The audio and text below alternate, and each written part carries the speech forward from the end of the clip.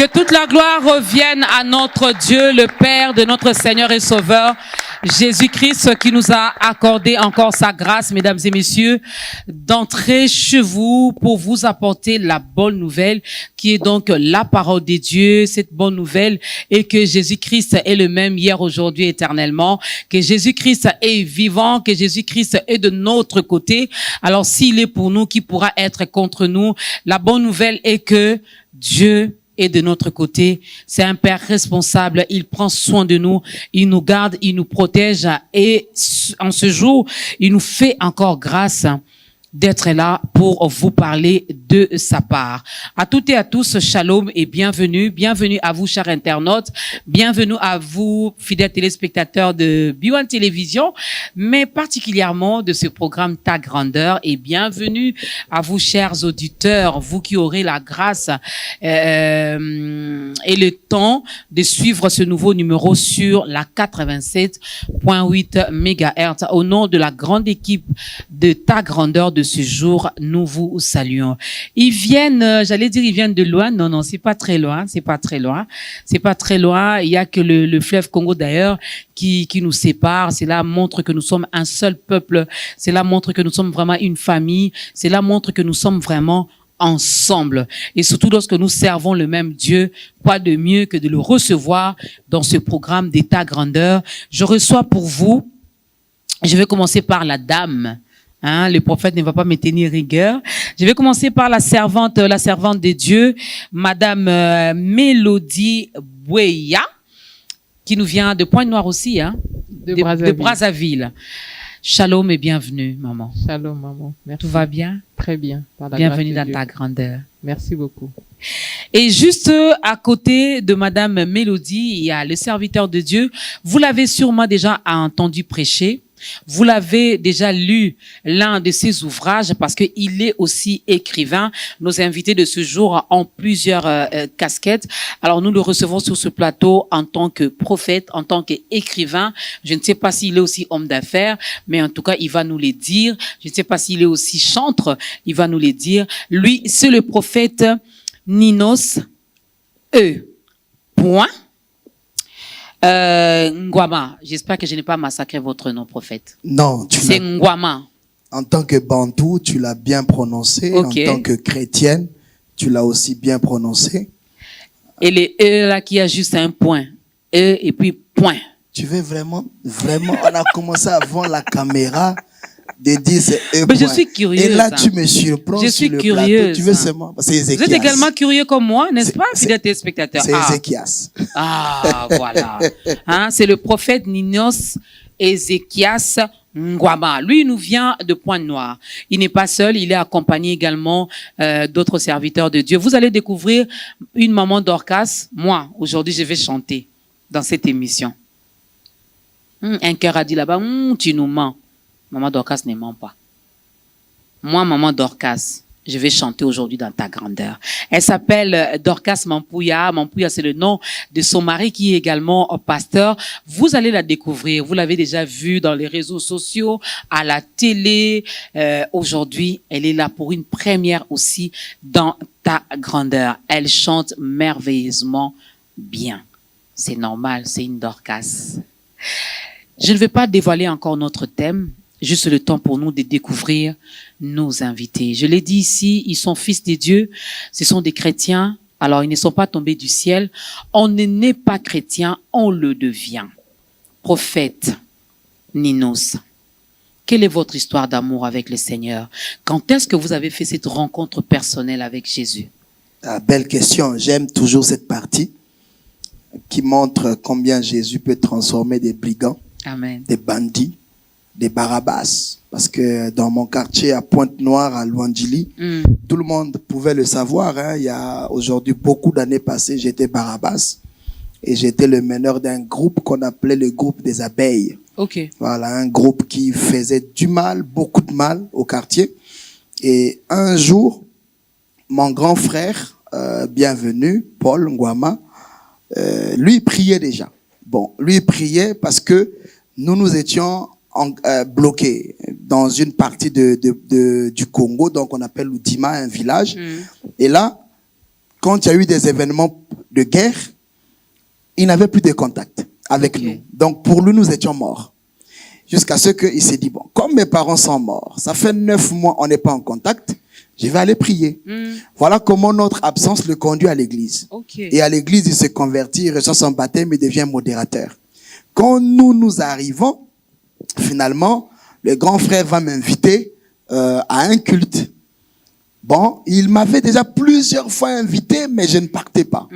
Alors, le jour où il y a eu agapé à l'église, il dit, chez nous, il y a à manger, viens. Et je suis arrivé à l'église.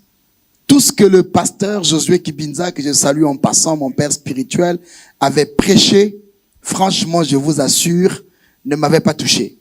Mais lorsque j'ai mangé le haricot de l'église, les cuisses de poulet de l'église, le lendemain qui suivait, je suis allé à l'école.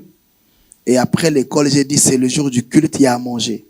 Je reviens le mardi, il n'y avait personne, il n'y avait pas encore culte.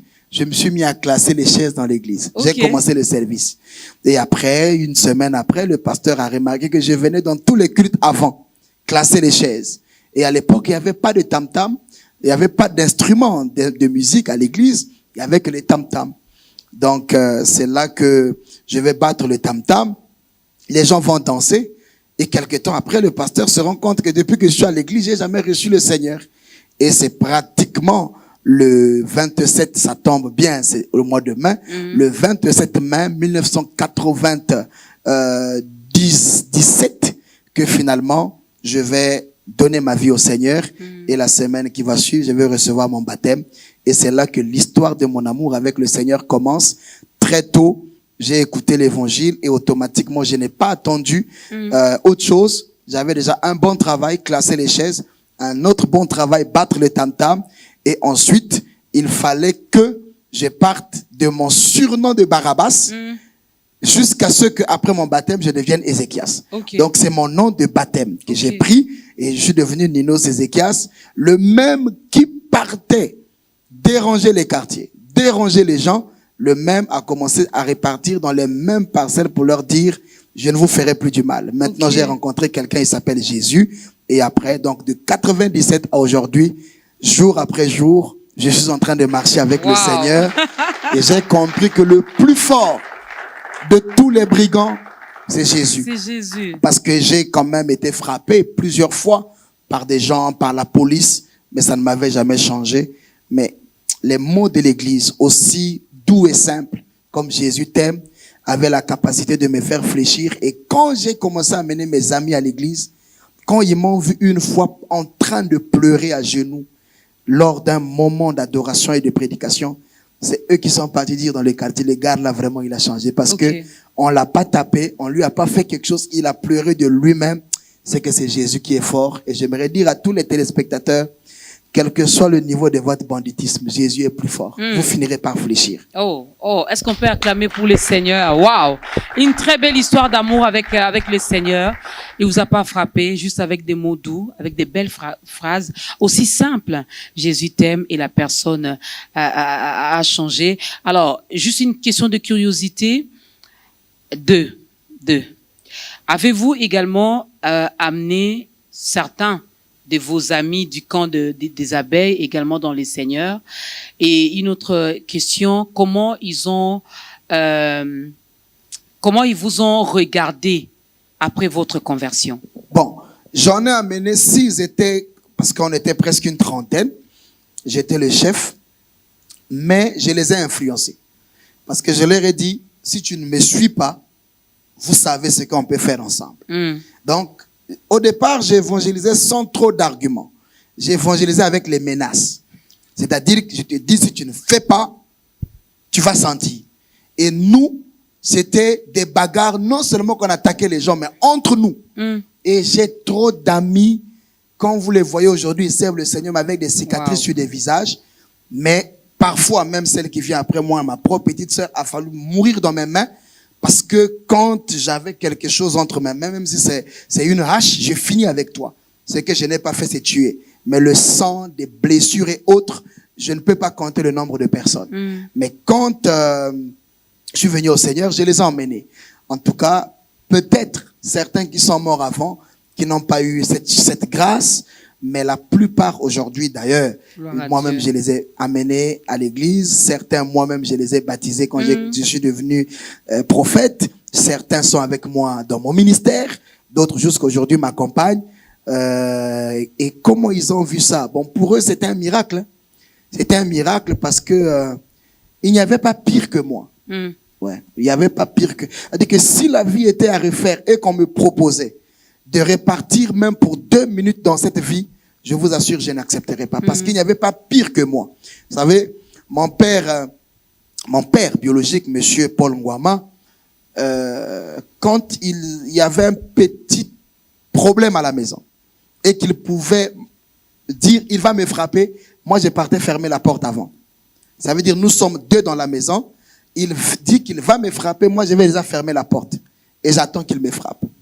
Donc vous voyez le niveau de ce que j'ai été dans ma propre famille, avec beaucoup de transformations, 2 boucles d'oreilles. J'ai une fente ici, c'est pas une fente naturelle, c'est une fente de banditisme. Ça veut dire j'ai pris une lime, j'ai limé mes dents pour avoir de l'espace comme ça. C'était des choses un peu trop bizarres, mais quand les amis m'ont vu emprunter le chemin du Seigneur, pour eux c'était Jésus est le plus fort. Ah, c'est Jésus le plus fort. Il est très fort, il est puissant. Sœur Plamedi, je peux vous appeler comme ça.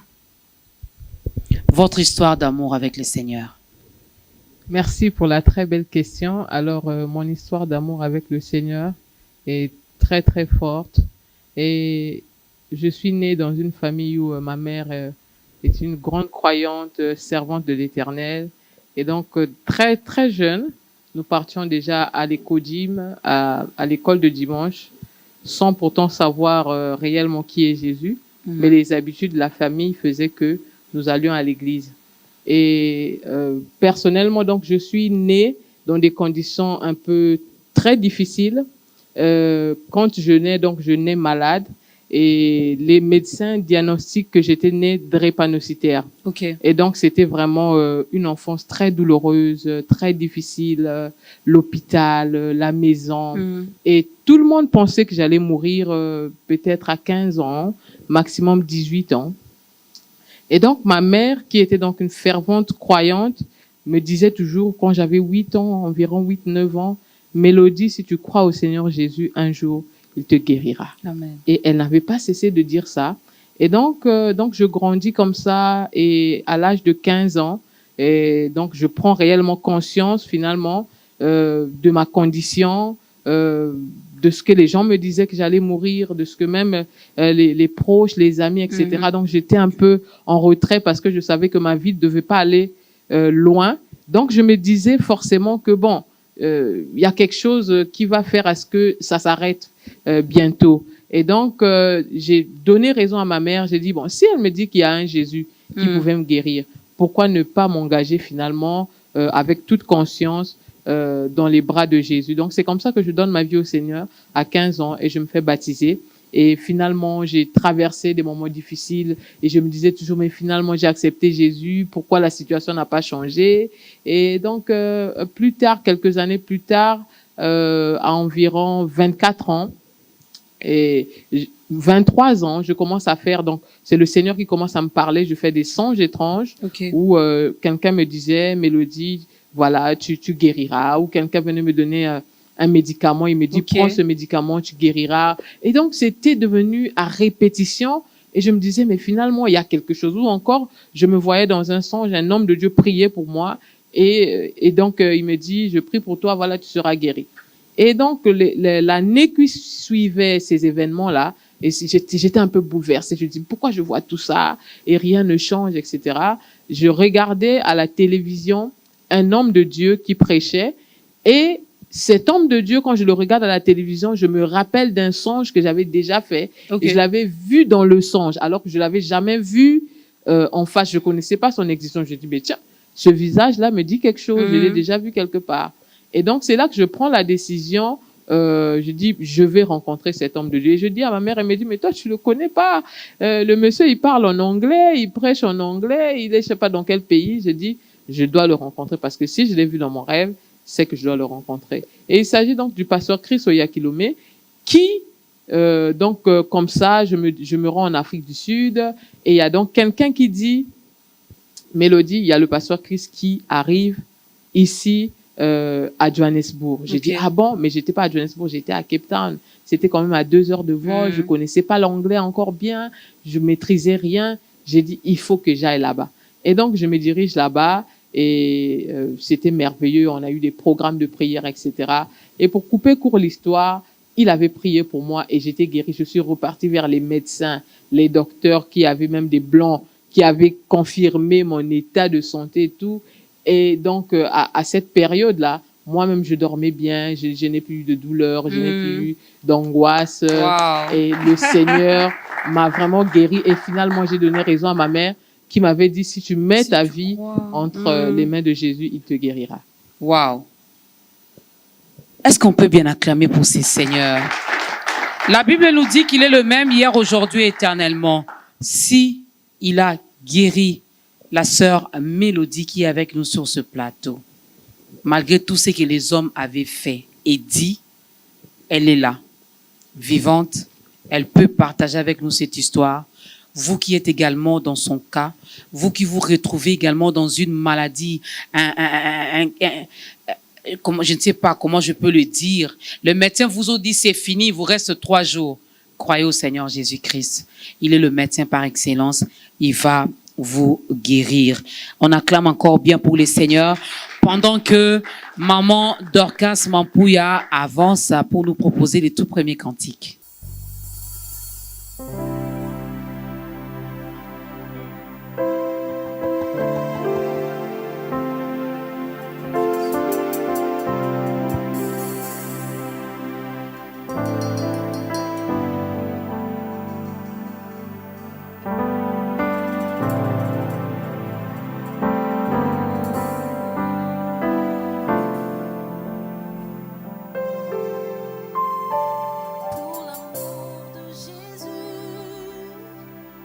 J'accepte sa parole. Pour l'amour de mon roi, je ferai sa volonté. Pour l'amour de mon Père, j'accepte de pardonner. Pour l'amour de mon roi, je refuse de pécher. Oh,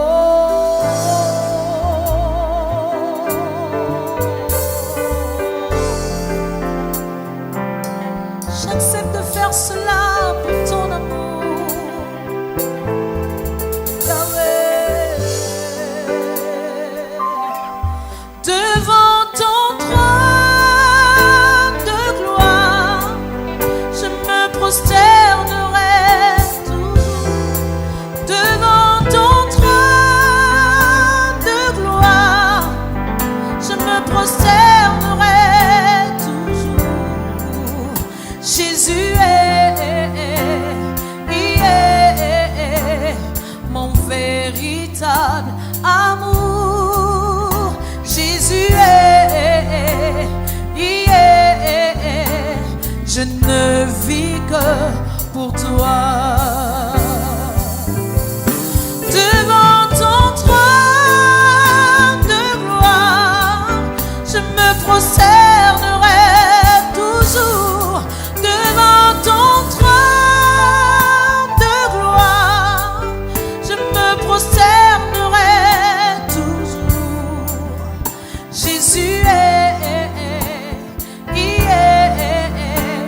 mon véritable amour. Jésus est, je ne vis que pour toi. Alléluia. Je ne vis que pour toi, Seigneur. Je ne vis que pour toi, Jésus. Oh, oh, oh.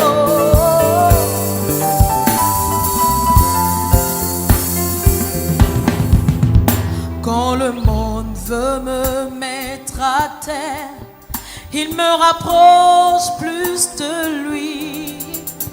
quand ma douleur devient intense, il me donne sa force.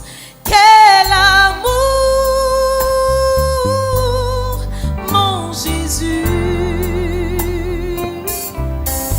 Quel amour il a pour moi. Quel amour il m'a donné. Jésus est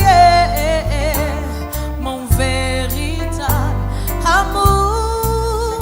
Jésus je ne vis que pour toi. Jésus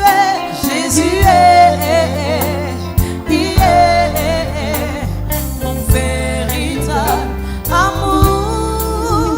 Jésus je ne vis que pour toi.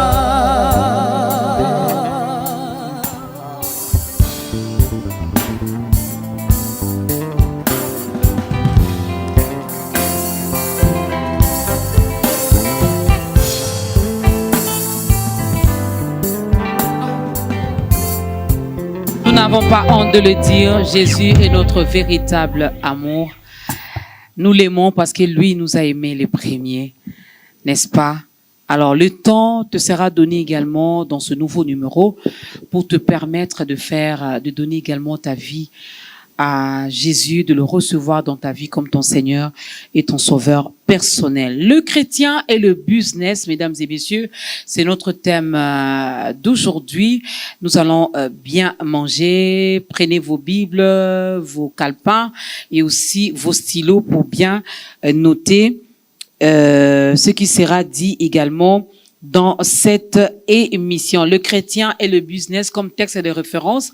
Nous avons 3 Jean, le chapitre 2. Nous avons également Actes des Apôtres, chapitre 18, le verset 3. Il y aura d'autres passages bibliques que nos invités vont nous donner au fur et à mesure qu'on va continuer à parler de ce thème. Alors, le chrétien et le business. Sœur Mélodie. Le chrétien et le business. Est-ce qu'un chrétien peut-il faire des affaires? Alors, merci beaucoup, Maman Dorcas, pour la question.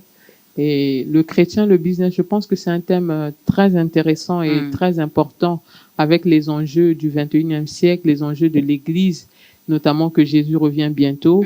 Et nous avons besoin que la parole du Seigneur puisse arriver jusqu'aux extrémités de la terre. Et donc, aujourd'hui, nous voyons comment le monde évolue avec rapidité.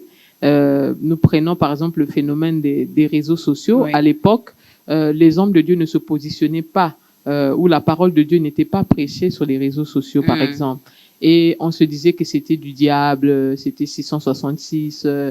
Beaucoup de gens critiquaient ça au début. Avec la pandémie, on a vécu le contraire. Avec la pandémie, tous les pasteurs et toutes les églises voulaient être sur Facebook, sur Instagram, sur YouTube, etc. Pour faire les directs. Pour faire des directs. Et même ceux qui n'étaient pas préparés, donc qui n'avaient pas les instruments, qui n'avaient pas, donc ont raté finalement le temps où ils devaient se positionner sur Internet afin de pouvoir faire que le message de Dieu arrive partout dans le monde. Parce que aujourd'hui, vous savez, vous pouvez être ici, vous ouvrez votre magasin, mais il faut que les voisins d'environ viennent dans votre magasin. Ou encore vous ouvrez votre église, mais seulement les gens, probablement les gens qui vivent dans les environs viendront. Quelqu'un ne viendra pas de Brazzaville pour venir prier dans votre église. Mais c'est pareil dans le business également. Si je veux ouvrir un magasin juste dans le quartier UPN, ça veut dire que ce magasin-là sera fréquenté que pour les gens qui visitent ce quartier. Mais si je me positionne, si je vois grand, si je vois loin, aujourd'hui, il y a des magasins en ligne. Amazon a fait un grand chiffre d'affaires. Il s'est fait 200 milliards de dollars pendant la pandémie. Et comment il a fait? Pendant que les gens criaient chaos, Covid, etc., il y a des gens qui étaient en train de s'enrichir. Donc, c'est pour ouvrir déjà la mentalité des chrétiens à comprendre que le business est quelque chose que Dieu veut pour nous. Parce que Jésus s'est fait pauvre pour que nous soyons riches. Amen. Alors, il n'y a pas de raison que nous soyons chrétiens et que nous faisons honte, c'est-à-dire que nous sommes toujours là, dans la pauvreté, 15 ans dans la vie avec le Seigneur, 20 ans depuis que vous avez accepté Jésus, et vous êtes resté le même. Votre situation n'a pas changé, vous vous épanouissez Lui pas. nous a demandé de chercher premièrement le royaume des cieux et sa justice. Voilà pourquoi nous, on est là que pour chercher le royaume des cieux et sa justice. Voilà pourquoi nous, on est là seulement pour prier le matin, à midi et le soir. Parce que nous, notre terminus, c'est le ciel. Alors, se retrouver encore dans les business, ça va pas nous distraire, ça va pas nous éloigner de la présence de Dieu, sœur Amélie. Alors, avant le ciel, il y a la vie sur la terre. Ok. C'est vrai qu'on cherche le royaume des cieux, mais le verset continue, le reste vous sera donné. Ça veut dire que si on cherche sincèrement le royaume des cieux, si on cherche réellement le royaume des cieux, le reste nous sera donné. Il s'agit de quoi quand on dit le reste? Mais le reste, c'est la vie sur la terre. Le reste, c'est le futur de vos enfants. La Bible dit dans Proverbe 22, chapitre 22 au verset 2, que les riches et les pauvres se rencontrent. L'Éternel les a tous faits. Alors, ici, on ne dit pas que l'Éternel les a rendus riches ou pauvres. L'Éternel les a tous créés.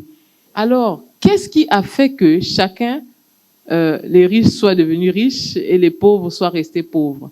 En fait, ce sont les informations auxquelles ils sont exposés et aussi leurs actions au quotidien. Donc, riches et pauvres, l'Éternel les a faits. Donc, Dieu nous a créés, il ne nous a pas créés riches, il ne nous a pas créés pauvres. Mais par contre, il nous a créés. Et c'est nous-mêmes, en fonction des informations auxquelles nous avons accès, qui fait à ce que nous pouvons devenir riches ou demeurer pauvres, parce que vous pouvez naître dans une famille pauvre, ce n'est pas de votre faute. Mais encore que si jusqu'à 35 ans, 40 ans, vous êtes toujours pauvre, là, on doit chercher à savoir pourquoi vous l'êtes toujours. Là, il y a un problème. Là, il y a un problème. Parce que Dieu nous a créés et il nous a donné la terre. Il nous a dit de dominer, de posséder. Vous savez, cultiver. Dieu nous a dit de cultiver. Et vous savez que dans la vie, quand vous ne s'aimez pas, il y a toujours quelque chose qui germe. Et il y a une erreur que les chrétiens font. Les chrétiens se disent que la vie va leur donner tout en allant à l'église. Non, la vie récompense ceux qui investissent. Et d'ailleurs, la Bible dit qu'on ne se moque pas de Dieu. Ce que nous sémons, c'est ce que nous récoltons. Si vous sémez le bruit, vous récoltez l'écho. Donc, si vous refusez de s'aimer réellement, peut-être vous voulez devenir riche ou vous voulez rentrer dans les affaires, vous allez s'aimer quoi? Mais je sème la que vous prière, s'aimez? je sème la prière. Ah non, non, non. La Bible me dit que notre Père, il est riche, hein. L'or et l'argent lui appartiennent. Donc, moi, je sème la prière, et puis voilà. Il prend soin de moi. J'aimerais dire une chose sur ça. Ça, c'est très intéressant. Je connais des grands intercesseurs, des gens qui prient 48 heures non-stop, 72 heures sans arrêt. C'est-à-dire qu'il se lave pas, il est là, il est en train de prier en langue et tout ça. Mais si la prière rendait riche, tous ces grands intercesseurs seraient les milliardaires. Ce ne serait pas Jeff Bezos, Elon Musk, ce ne serait pas Oprah Winfrey, ce ne serait pas ces gens-là. Si la prière réellement rendait riche, je pense que ces grands intercesseurs seraient les milliardaires. Par contre, la prière fait quoi? Quel est le rôle de la prière?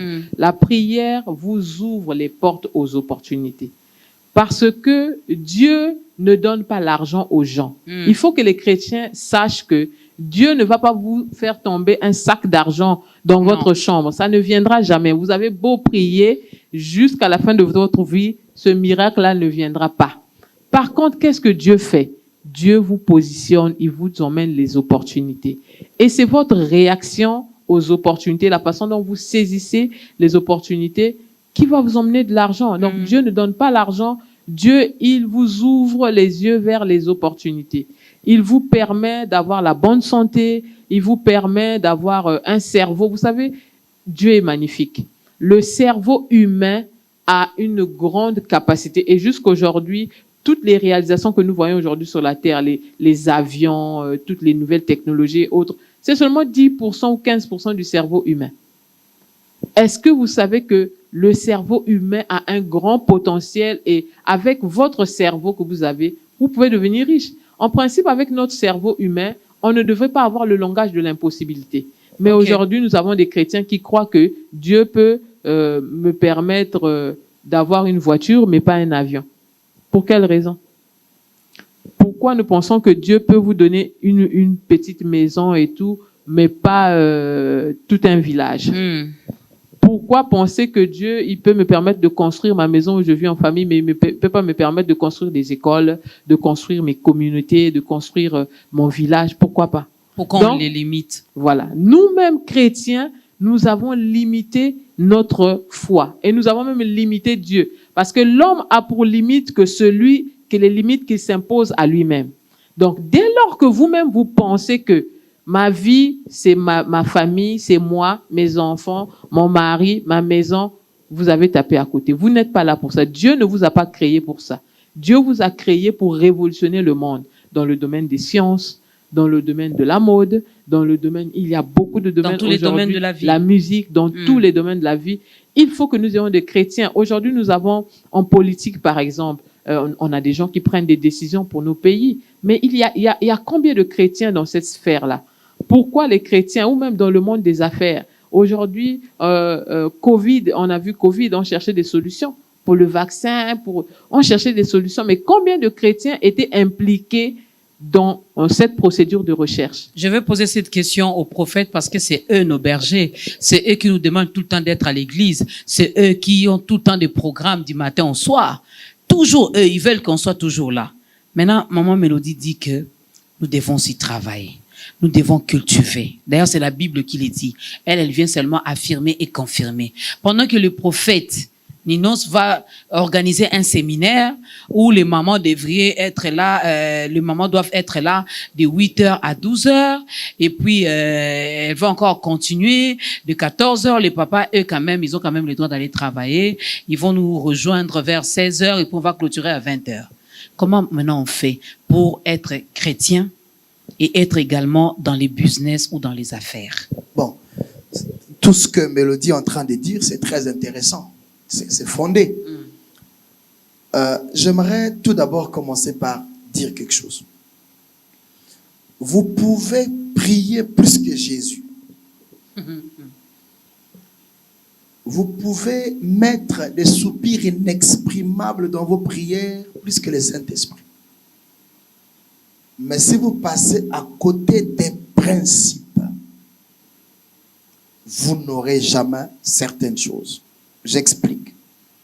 Vous priez du matin au soir, Dieu est bon, Dieu bénit moi, vous avez jeûné 40 jours, 80 jours, 100 jours, après 120, après 200 jours.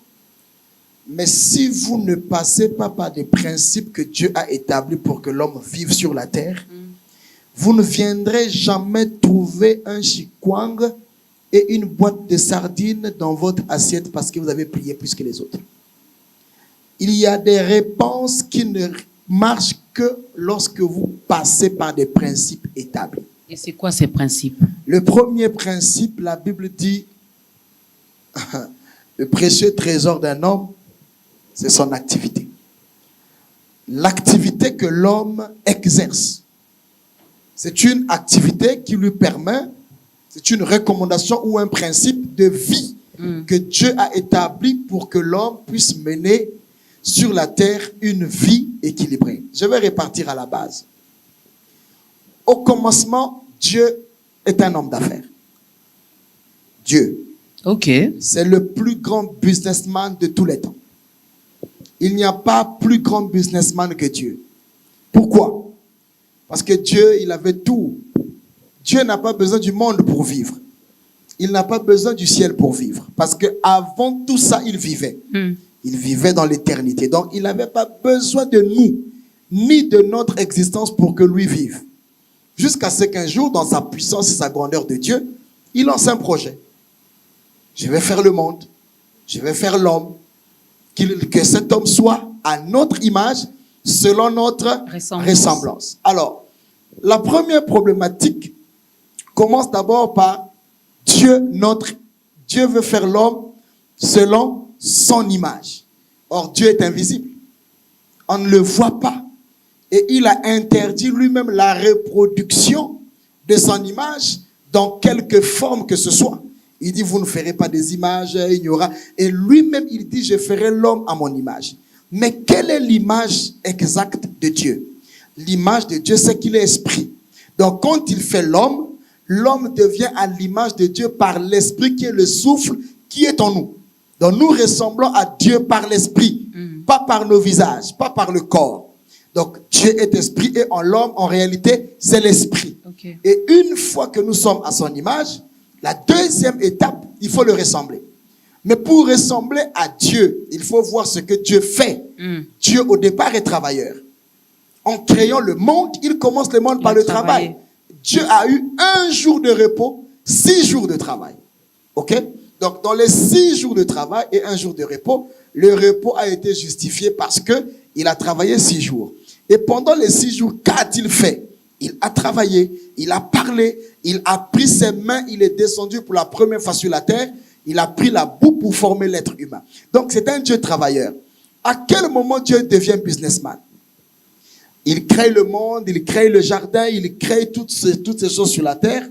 Et ensuite, la Bible dit, il créa l'homme et il le plaça dans le jardin. Quand on parle du placement, tous ceux que nous suivent savent que le mot placement est un mot d'affaires. Ça veut dire, vous faites un placement. Pourquoi vous faites le placement? C'est pour qu'il vous génère des intérêts. Donc, l'intention de Dieu pour l'homme, ce n'était pas qu'il soit un adorateur à genoux, les yeux fermés, à ne rien faire. Non.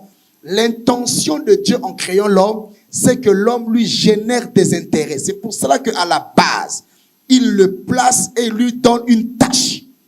Dieu n'a pas laissé l'homme oisif dans le jardin pour dire, je me suis débarrassé de toi, alors tu n'as qu'à faire de ta vie ce que tu veux. Non.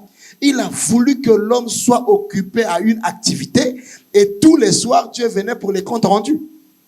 C'est l'esprit d'un homme d'affaires. Ça veut dire, il fait le placement, il met un responsable et il vient pour évaluer l'homme. Est-ce que quand il l'a placé, il génère des intérêts comme il l'a voulu? Et quand l'homme est allé au-delà de ce que Dieu n'avait pas conclu avec lui, qu'est-ce qui s'est passé? Il l'a sorti de son entreprise, il l'a sorti de son environnement, il l'a chassé et il l'a frappé, il l'a puni. À l'époque, s'il y avait déjà le tribunal, Adam serait jugé. Et Adam allait faire la prison parce que il a dérobé au principe du fonctionnement de Dieu sur la terre. Pour que l'homme vive, il y a des principes. Et Dieu est un Dieu des principes. Amen. Nous prions pour avoir de l'énergie, pour avoir des opportunités. Combien même on est face à une opportunité, il faut que le cerveau travaille pour faire la lecture que ce qui est devant moi est une opportunité. Jamais l'opportunité ne va porter une combinaison ou bien une cravate pour venir crier devant toi, Dorcas, maman Dorcas, moi je suis opportunité, prends-moi, ne me laisse pas passer. Non, l'opportunité dont Mélodie est en train de parler ressemble à un dernier bus qui se présente devant vous.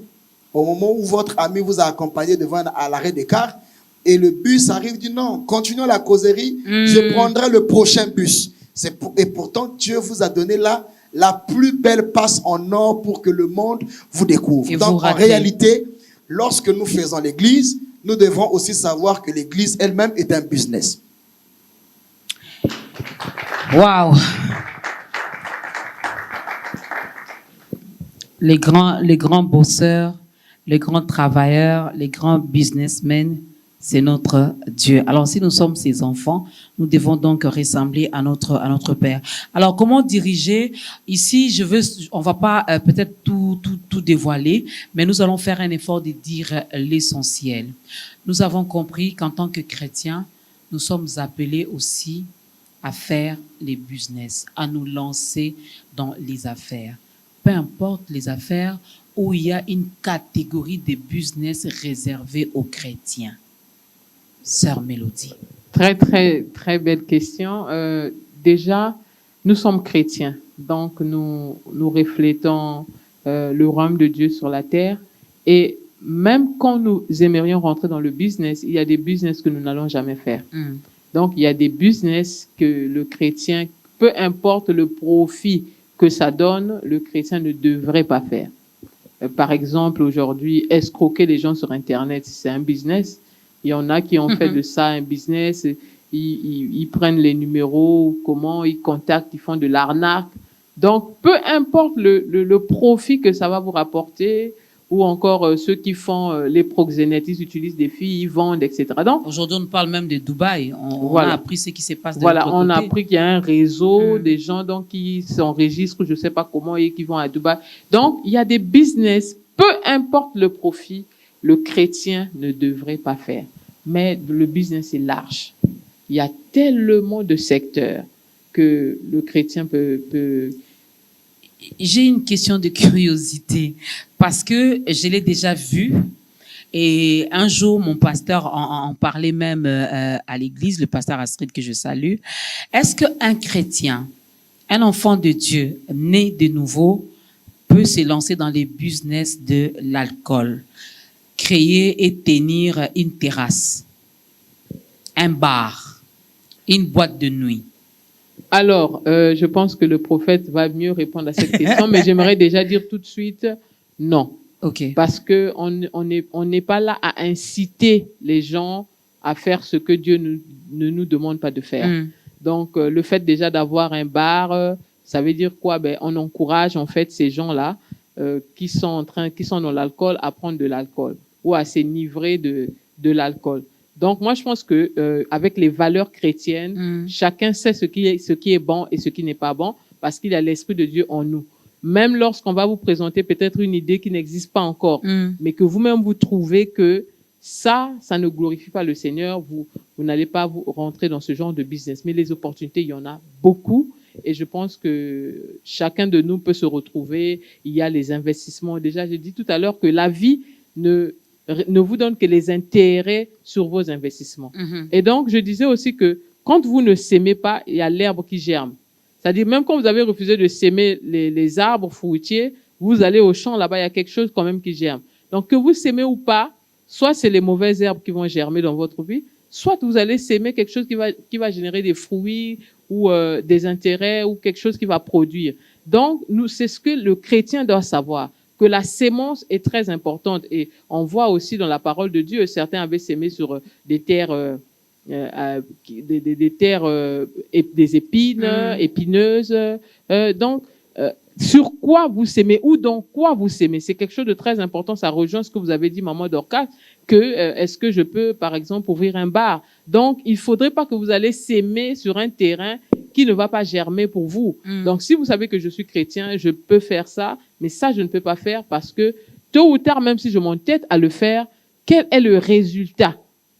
Parce que le business, c'est tout ça aussi. On ne fait pas les affaires pour le faire. On ne fait pas les affaires seulement pour l'argent. Ah non, on fait les affaires. Certes, il y a l'épanouissement financier qui vient avec, mais il y a surtout l'impact.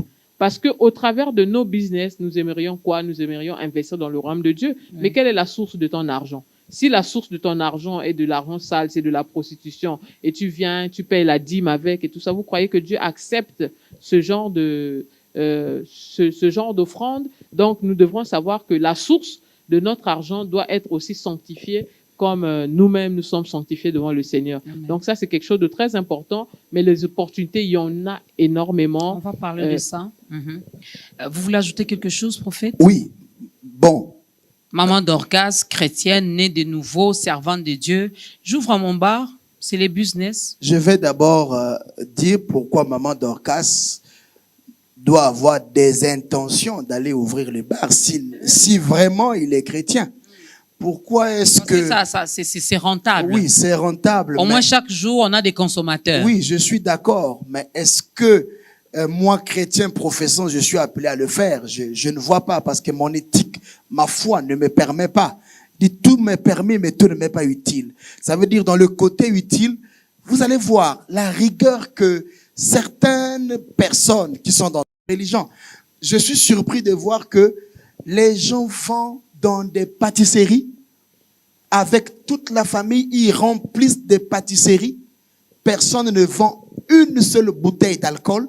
C'est plein, ils font des grands chiffres d'affaires parce qu'ils sont musulmans. Ils pensent que leur foi ne leur permet pas de créer ce genre de choses. Ils ne vendent pas l'alcool et tout le monde y va. Ils font des grands chiffres d'affaires. Mais vous allez vous rendre compte seulement dans l'église. C'est là où on pense être vraiment tellement droit. Mais quand vous regardez les intentions des gens, vous vous rendrez compte qu'il y a un problème.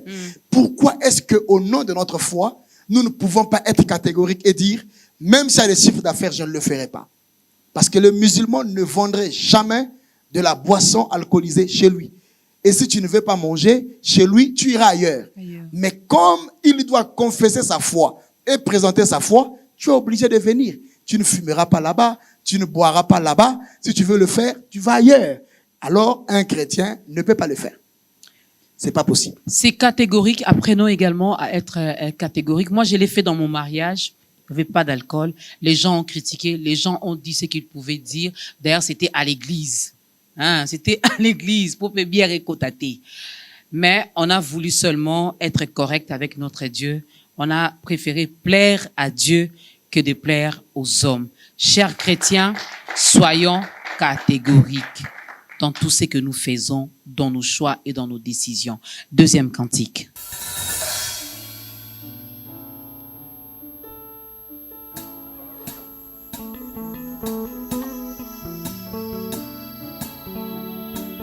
Seigneur,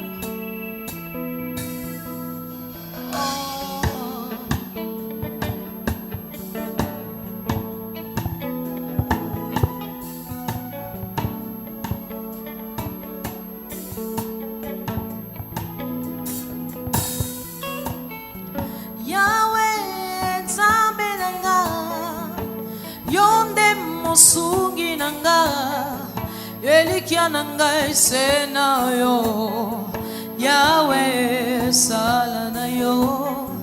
Yahweh Nzambe nanga, yonde mosungi nanga, elikia nanga esena yo. Yahweh sala na yo.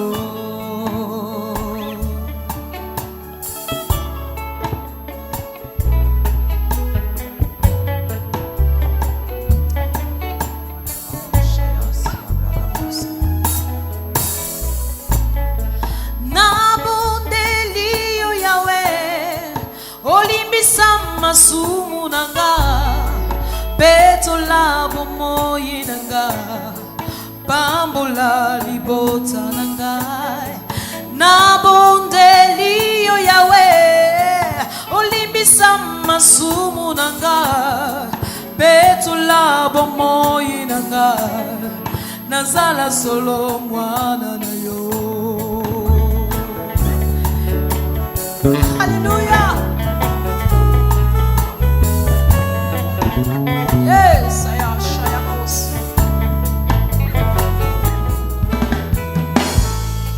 Bomoyi nanga inyonso, natiki na maboko na yoe, libota nanga ipapa, natiki na maboko na yo, mombongo nanga ipapa, natiki na maboko na yo. Nyonso ya bomoyi nanga, solo na maboko na yo.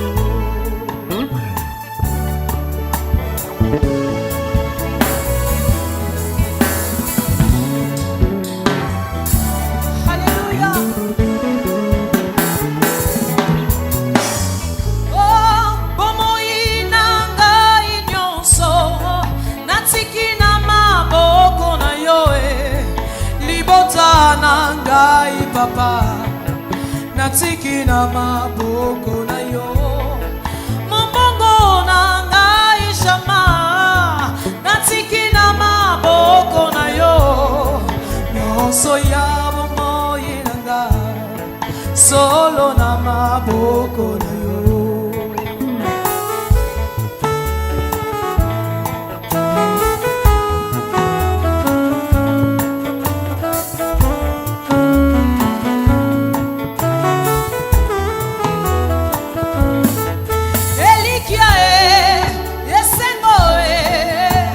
Makasi ya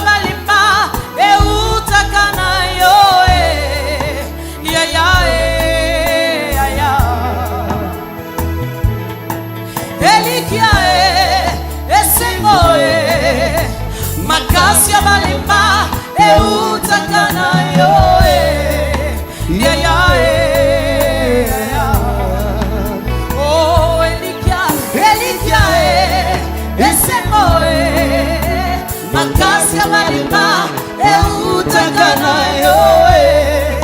Yeah, yeah, yeah, yeah.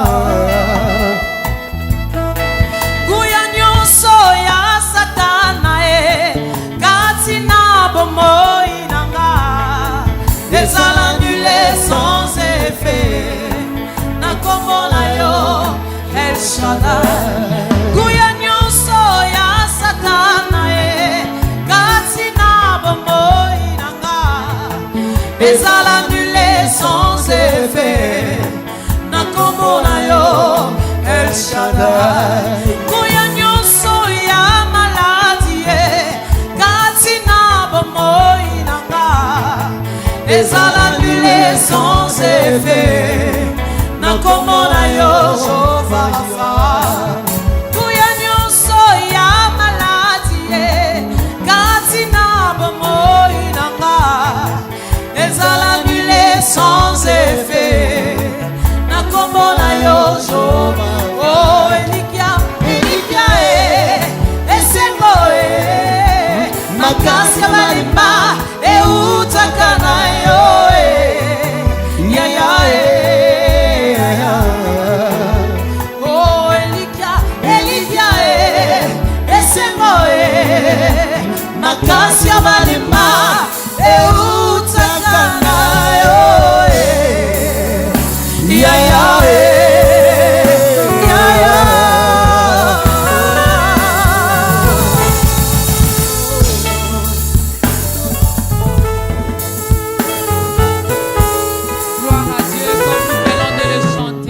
Vous êtes malade, mais appelez Jéhovah Rapha, c'est lui qui guérit. Certes, le médecin soigne, vous pouvez prendre les médicaments, mais il n'y a que Jésus qui guérit. On l'appelle Jéhovah Rapha. Voilà pourquoi je vous dis toujours, ne regardez pas ce programme avec les yeux physiques. Si vous êtes malade et que vous croyez en ce Jésus dont nous parlons ici, vous pouvez recevoir également votre guérison. Le chrétien et le business. La sœur Mélodie a parlé des opportunités. Il y en a plein pour les enfants de Dieu, pour les chrétiens. Si on peut juste énumérer peut-être 2 ou 3. Alors, si Maman Dorcas veut se lancer dans le business, vous connaissez mon profil. Quand vous me regardez, qu'est-ce que je peux faire? Maman Dorcas, vous pouvez faire plein de choses.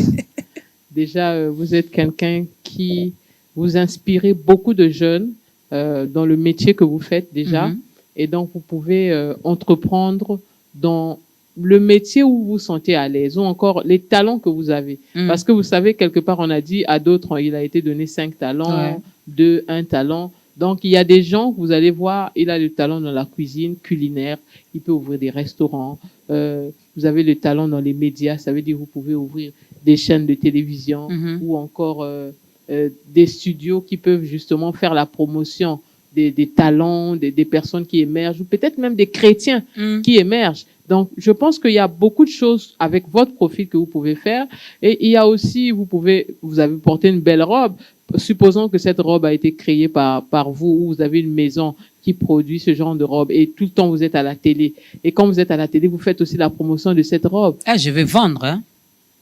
Vous allez vendre. Je vais me lancer bientôt. Vous êtes bien maquillée, Maman Dorcas. Merci. Peut-être que vous pourrez aussi vous lancer dans les affaires dans ce domaine-là, avoir un salon de maquillage. En tout cas, là, c'est Pamela qui m'a maquillée.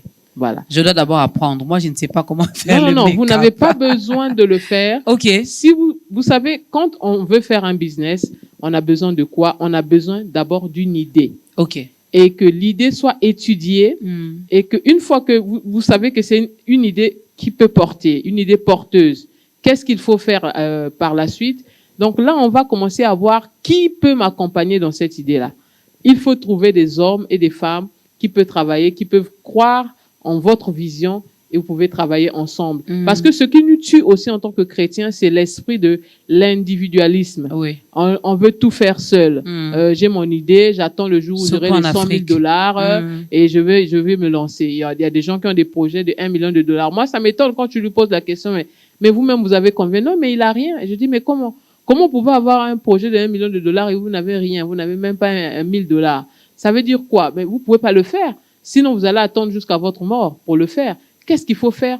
trouvez des gens qui peuvent croire en votre vision, associez-vous, vous apportez un peu, l'autre aussi apporte un peu, et ensemble, on peut réaliser de grands projets. Mais si on veut réaliser de grands projets seul, ça ne va jamais aboutir à quelque chose. Donc, ce qu'il faut faire déjà, c'est savoir s'associer, travailler ensemble. Et je crois que c'était aussi l'attitude que les chrétiens, les premiers chrétiens avaient, d'être ensemble. Mais nous, aujourd'hui, les chrétiens sont dans l'individualisme. Il y a des gens à qui on a confié des affaires, des chrétiens qui ont fui même avec de l'argent. C'est incroyable. Donc, aujourd'hui, on est dans des situations où on ne sait plus, même en tant que femme d'affaires, homme d'affaires, on ne sait plus à qui confier certaines tâches. Vous allez retrouver dans l'église même des gens à qui on a confié des tâches, de l'argent ou encore des business. Vous allez embaucher quelqu'un et le jour, aux heures où il est censé être au travail, il dit que non, il doit aller à l'église. Et beaucoup de gens prient pour le travail dans les églises. Moi, ça me choque. Ça me dépasse. Les gens prient pour le travail. Seigneur, donne-moi un travail. Seigneur, donne-moi un travail. Une fois qu'il a le travail, il a oublié qu'il a fait 3 ans dans le jeûne et la prière pour avoir le travail là. C'est fini. Ils se sont dans sa zone de confort.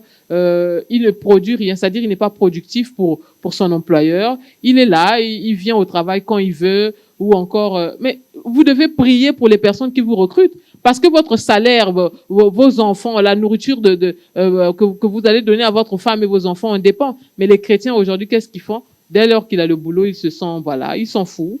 Et il fait comme il veut, il peut faire mal, il s'en fout. Vous allez voir des chrétiens qui, non, il vient au travail à l'heure qu'il veut. Au moment où il doit travailler, il dit qu'il est à l'église. Non, j'ai séminaire de 5 jours. Non, or même la Bible dit qu'il y a un temps pour tout. Il y a un temps pour tout, donc il faut équilibrer. Si le travail doit vous prendre de 6 heures à 17 heures, ben vous devez travailler de 6 heures à 17 heures selon le contrat que vous avez signé. Vous ne devez pas dire que non, moi je ne peux pas finir à 17 heures, je dois couper à 14 heures parce que je dois être au culte. Donc ça aussi, c'est quelque chose où nous devons équilibrer les choses. Les chrétiens cherchent le travail, l'emploi, mais est-ce qu'ils sont performants dans ces emplois une fois trouvés? Donc ça aussi, c'est un problème. Et ceux qui ne le font pas, est-ce que Dieu, dans les cieux, est content de vous? Parce que les gens pensent que je peux ignorer mes enfants, c'est-à-dire je peux négliger ma maison et je suis seulement là à l'église du matin au soir. Je ne m'occupe pas de mes enfants, de ma maison, mais je dois être à l'église du matin au soir. Est-ce que Dieu est content de ça? Ou je ne fais pas bien mon travail alors qu'à la fin du mois, j'ai un salaire, mais non, je dois être à l'église du matin au soir. Est-ce que Dieu est content de ça? Donc moi, je pense aussi que quand vous ne faites pas ça, je pense pas que vos prières que vous faites à l'église sont exaucées. Donc il faut vraiment l'équilibre dans la vie du chrétien, que ce soit dans le business. Il y a des chrétiens qu'on veut parfois aider, mais on s'est retrouvé avec des chrétiens qui n'ont pas l'esprit d'initiative, des chrétiens qui sont restés des brouettes. On doit les pousser à tout faire. On doit dire non, mais réveille-toi, non, mais il faut lire un livre, mais il faut apprendre, il faut augmenter les compétences parce que la connaissance est très importante. La Bible dit à votre foi ajoutez quoi? La connaissance. Mais nous avons des chrétiens aujourd'hui tocards, excusez-moi le mot, parce que on a des chrétiens qui ne connaissent que les versets bibliques. Mais aujourd'hui, Maman Dorcas, nous sommes dans un beau plateau, nous avons des techniciens autour. Mais si ces techniciens n'avaient pas ces compétences-là, est-ce qu'ils seraient là? On allait parler en langue et puis réaliser l'émission. Voilà. Dieu allait nous envoyer des anges pour nous filmer ici. Prophète, le chrétien et les business. Oui. Nous ne sommes pas appelés à faire n'importe quel business parce que nous sommes chrétiens, parce que nous sommes enfants de Dieu, parce que nous craignons notre Père. Alors là, maintenant, je suis à l'église. Comme je ne peux pas ouvrir un bar, comme je ne peux pas ouvrir une boîte de nuit, comme je ne peux pas aller me prostituer, comme je ne peux pas. Mais à l'église, je peux venir vendre mes histoires là-bas, mes jus. Je peux venir vendre de l'huile au lieu que les chrétiens aillent chercher l'huile d'olive ailleurs. Moi, je viens là, j'ai fait ma petite boutique là, dans l'enceinte de l'église pour aider les chrétiens à acheter sur place. Mais cette question m'a rappelé quelqu'un. J'avais un fils à l'église quand on faisait le culte matinal, 6h45. Tout le monde sortait et lui, il restait. Et quand il reste, il ouvre la Bible, il commence à lire. Après, un jour, j'ai remarqué qu'après chaque culte, Le frère ne partait pas. Je lui ai dit, mais pourquoi toi tu ne rentres pas chez toi?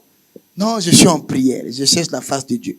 J'ai dit, donc depuis que tu as commencé à chercher la face, Il n'a pas encore vu la face. est-ce que tu n'as même pas, donc jusque-là, tu as vu quoi? Les jambes, la poitrine, Même pas le profil même de pas Dieu. encore le profil de Dieu. Il dit, il faut que désormais ça change. Mm. Tu dois sortir de l'église et il faudrait que tu ailles travailler. Et un frère de l'église avait avait eu une opportunité. On a une entreprise qu'on appelle Averda qui fait le nettoyage de la ville. Mm. Et on lui a proposé d'aller travailler chez Averda. Il dit non, moi j'attends le travail de Dieu. Ça, c'est pas le travail de Dieu, j'attends le travail de Dieu.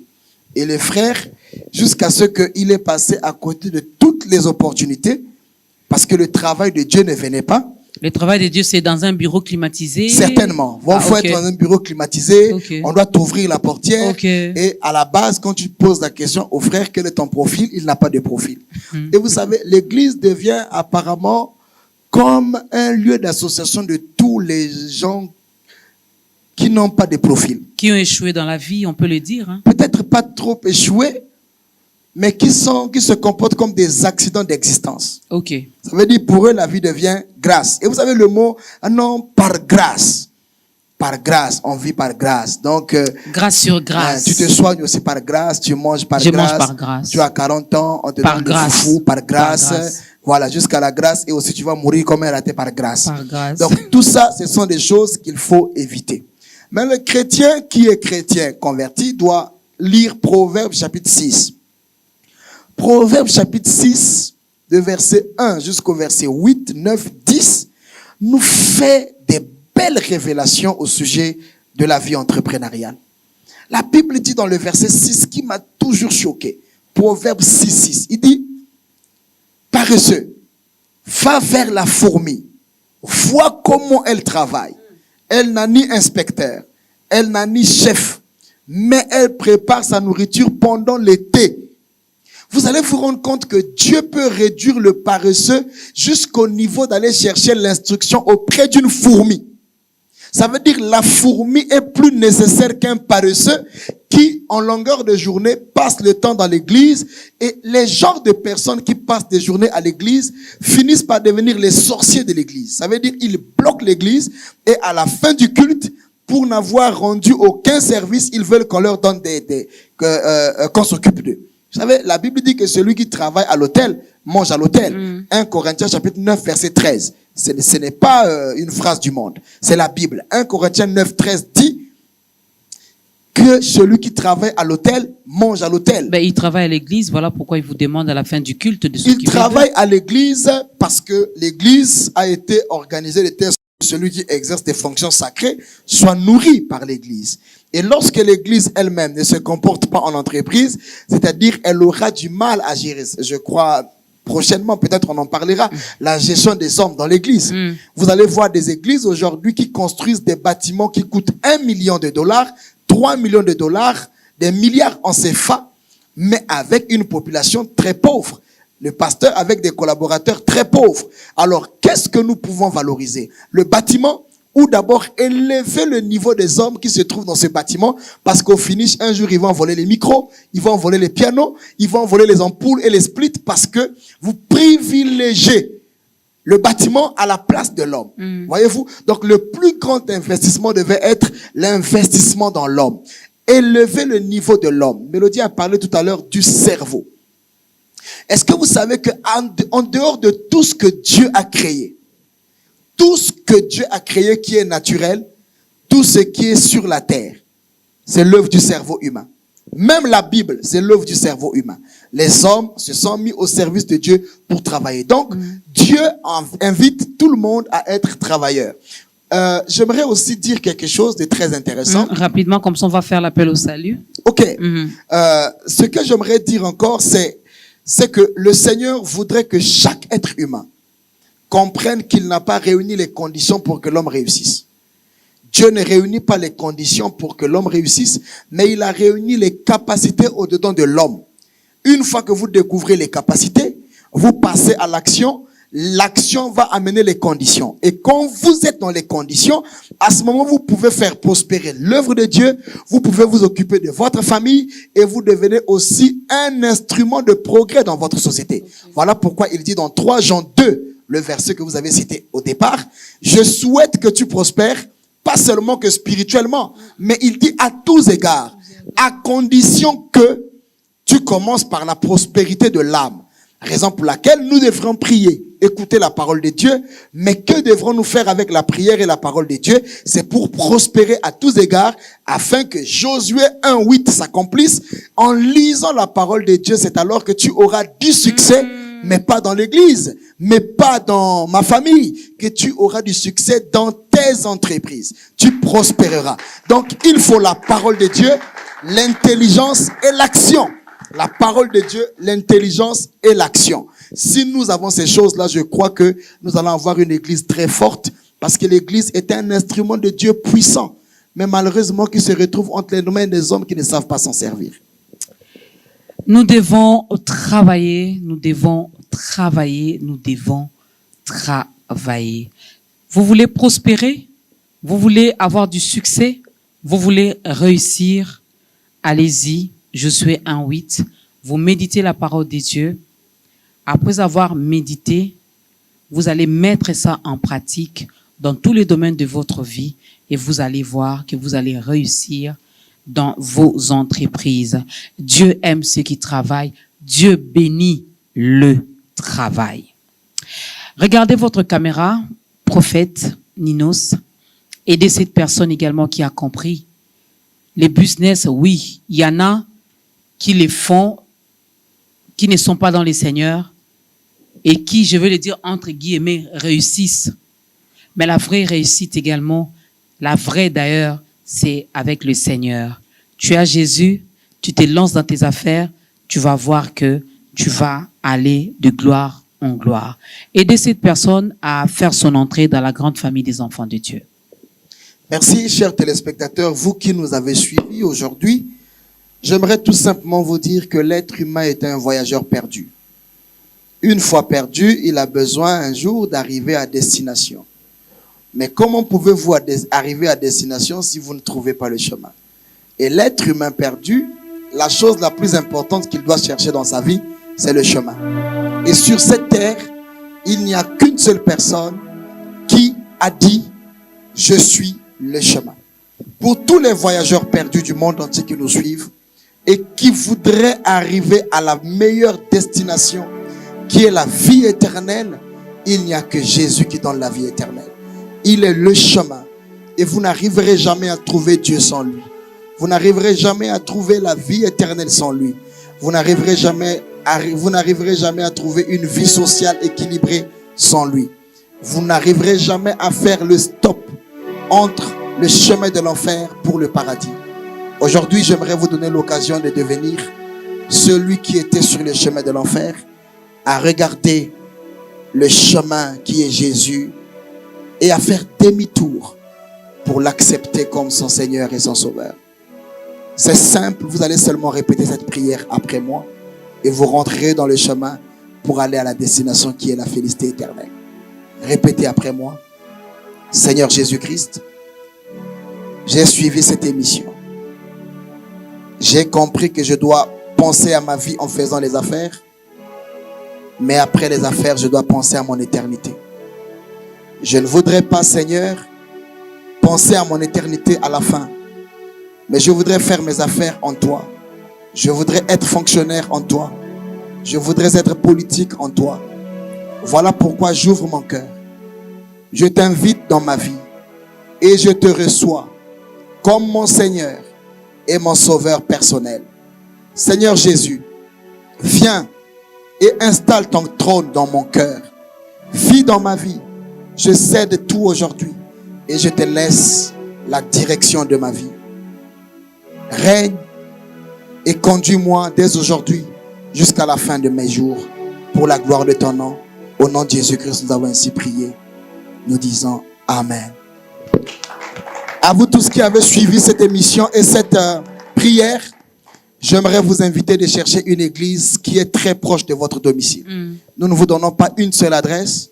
Nous vous demandons de chercher une église qui est proche de votre domicile. Oui. Allez-y et présentez-vous et le Seigneur vous bénira. Amen. Amen. Est-ce qu'on peut acclamer pour bien les accueillir dans la grande famille des enfants de Dieu?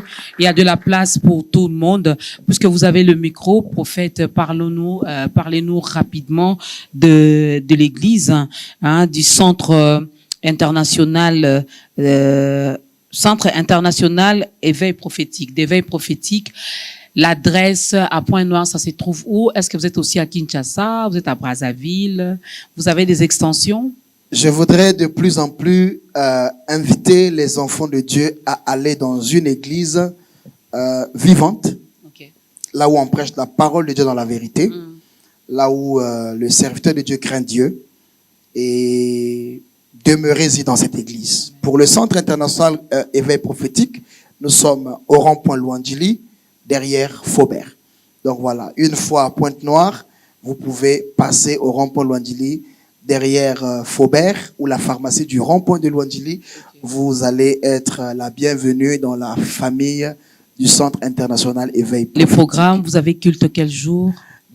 Nous prions les dimanches. Vraiment les dimanches, vous venez les dimanches, il y a un grand culte et sur place, quand vous arriverez, vous aurez le programme de l'église. Mais pour l'instant, nous invitons les gens les dimanches. Les dimanches. Un numéro de contact, je rappelle que vous êtes également écrivain. J'ai vu, vous avez un ouvrage là-bas, deux d'ailleurs. Oui, non, c'est un seul, voilà. C'est mon tout dernier livre, L'urgence de préparer l'église à l'enlèvement. Il venait de paraître il y a un mois. Okay. L'urgence de préparer l'église à l'enlèvement. Ah, c'est vraiment urgent. Hein? Un très très bon livre. Je crois que nous pourrons revenir faire une émission spéciale autour de ce sujet, oui. Parce que c'est le tout dernier message que l'église doit annoncer. Et ça revient à combien? Le livre, il est à $10 simplement, et le numéro de contact, c'est +224. C'est le WhatsApp. Vous pouvez nous joindre uniquement que sur WhatsApp. Ok. Voilà, on n'a que le WhatsApp. +224 661 15 12 15. +224 661 15 12 15. Vous allez nous appeler, vous allez avoir d'autres recommandations. Et pour ceux qui veulent avoir aussi les livres à Kinshasa, Maman Dorcas, c'est l'adresse indiquée pour avoir le livre. Contactez-moi, contactez donc Ta Grandeur au +243 81 513 22 63. C'est un bon ouvrage. C'est vraiment urgent, chers bergers, chers pasteurs, chère Église, corps du Christ, de nous préparer en l'enlèvement. Christ revient et il revient très, très, très bientôt. Sœur Mélodie, un dernier mot, nous arrivons à la fin. S'il faudra regarder votre caméra et prodiguer un conseil à des hommes et des femmes d'affaires chrétiens, qu'est-ce que la sœur leur dira? Alors, pour mon dernier mot, j'aimerais dire une chose, c'est dans le livre de Matthieu. Une question a été posée à Pierre, est-ce que ton maître paye l'impôt? Et la question a été posée en public. Vous savez, la pauvreté emmène l'embarras public. Et j'aimerais dire aux chrétiens, la volonté de Dieu n'est pas que nous soyons pauvres, mais la volonté de Dieu est que nous soyons riches pour Dieu. Donc, chers chrétiens, vous nous suivez, vous avez besoin des opportunités qui vont vous sortir de la pauvreté, parce que il est aussi écrit que Jésus est venu annoncer la bonne nouvelle aux pauvres. Ça veut dire quoi? Le pauvre n'a pas besoin d'argent. Le pauvre a besoin d'une bonne nouvelle. Le pauvre n'a pas besoin qu'on le soulève, qu'on lui donne des centaines de mille ou encore des millions. Le pauvre a besoin d'abord de la bonne nouvelle. Donc la richesse part de la mentalité, des informations auxquelles vous êtes exposés. Nous avons ces opportunités d'affaires-là et nous pouvons vous aider sincèrement. Notre entreprise, Unstoppable Winners, se trouve, nous avons des bureaux à Brazzaville, à Mungali, sur la rue Luomo numéro 38 pour ceux qui veulent, ou encore nous contacter carrément sur les réseaux sociaux en ligne. Nous pouvons vous aider, nous pouvons vous assister à sortir de cette précarité financière, à sortir de la pauvreté, parce que ce n'est pas la volonté de Dieu pour demeurer dans la pauvreté, parce que même Jésus à payer l'impôt. Donc, nous avons besoin de payer l'impôt, de payer nos dîmes, de payer nos offrandes, et parce que dans la maison de Dieu, on ne vient pas aussi les mains vides, et nous avons besoin d'argent pour pouvoir faire à ce que l'évangile aille de plus en plus aux extrémités de la terre. Donc ça, c'était mon dernier mot pour les chrétiens qui veulent se lancer en affaires. Nous sommes le point contact. Venez, nous allons vous aider. Venez, nous allons vous donner la bonne nouvelle ou l'information qui pourra changer votre vie et transformer votre vie vers un succès incontestable. Il y a un numéro en de contact? Jésus-Christ. Oui, vous pouvez nous contacter sur notre WhatsApp, plus 242 06 708 71 11. Donc, je reprends, plus 242 06 708 71 11. Donc, je vous remercie, Maman Dorcas. Merci. Et merci Sœur aux téléspectateurs. Et je crois que aujourd'hui, votre vie va changer pour le meilleur et que le Seigneur va vous guider vers des bonnes idées, des bonnes personnes Ouais. et aussi dans les bons endroits Mm. pour des bonnes affaires et aussi pour des bons comptes bancaires. Surtout la fin, là, j'aime. Merci beaucoup à la sœur Mélodie et Bouya de les coachs en business. Hein. Donc vous avez besoin d'être coaché, vous voulez besoin d'être orienté, guidé. N'hésitez pas de la contacter. Le plus 242 que vous voyez, c'est le numéro de la sœur Mélodie Bouya de Brazzaville.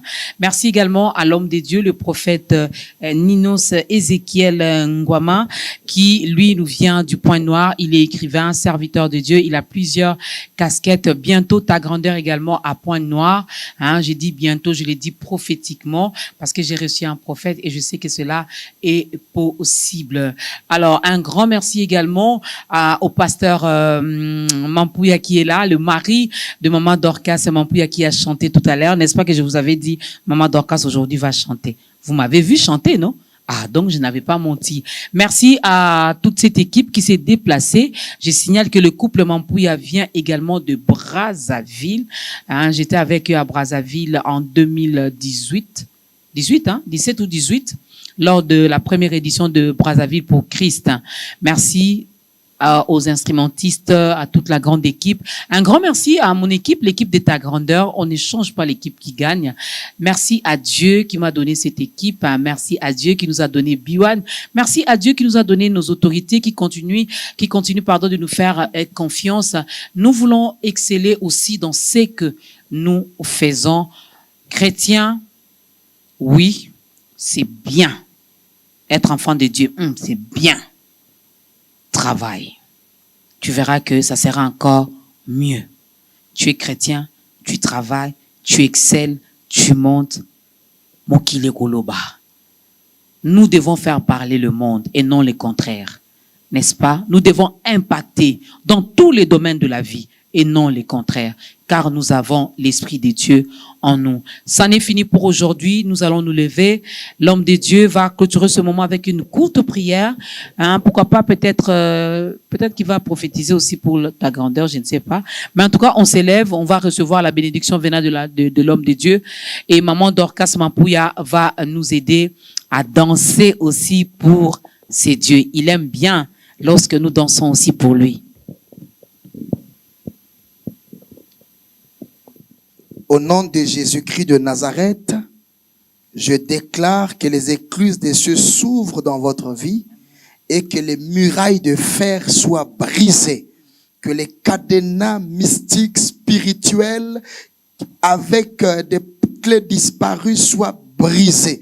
Aujourd'hui, je déclare la fin de la cessation de toute poursuite, que tout ce qui vous poursuivait, les malheurs qui se répétaient arrêtent leur poursuite au nom de Jésus-Christ de Nazareth. Nous déclarons des grandes ouvertures sur le plan international pour l'émission Ta Grandeur. Au nom de Jésus, nous prions pour les malades dans les maisons et dans les hôpitaux qui nous ont suivis pour la gloire de ton nom. Que l'Éternel vous bénisse et qu'il vous garde. Que l'Éternel tourne sa face vers vous et qu'il vous accorde sa grâce. Que l'Éternel fasse luire sa face sur vous et qu'il vous accorde la prospérité dans vos affaires dès maintenant et à jamais. Au nom suprême de Jésus-Christ de Nazareth, nous avons ainsi prié, nous disons ensemble, Amen. Amen.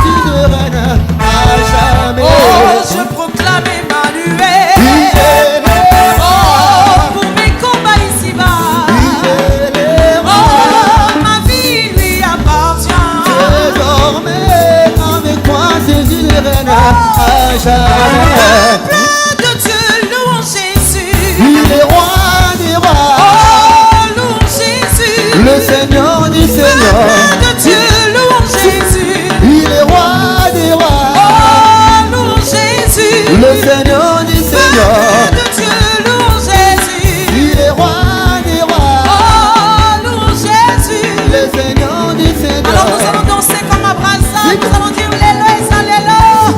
Lélo Nzamba Kosala. Alléluia. Oh, Lélo, Lélo. Lélo et salut, Lélo. Lélo, Lélo. Lélo Nzamba Kosala. Lélo, Lélo. Lélo, salut, Lélo. Lélo, Lélo. Lélo, et Kosala. Oh, Lélo, Lélo. Lélo et salut, Lélo. Lélo, Lélo. Lélo Nzamba Kosala. Lélo, Lélo. Lélo, salut, Lélo. Lélo, Lélo. Lélo, Zama Oh, Kosala. Nzambe na biso Oh, Nzamba lola Oh, Nzamba lola Oh, Nzamba lola. Alors nous dansons comme Abraham. Alléluia, Alléluia, Alléluia, Alléluia, Alléluia, Alléluia. Obina Kawabie.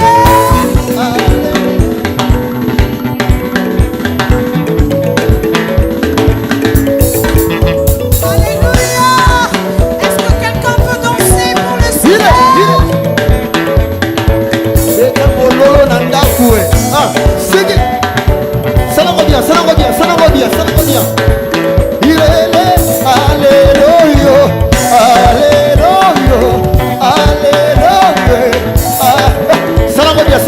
Allez, quittez mon quai, quittez mon quai.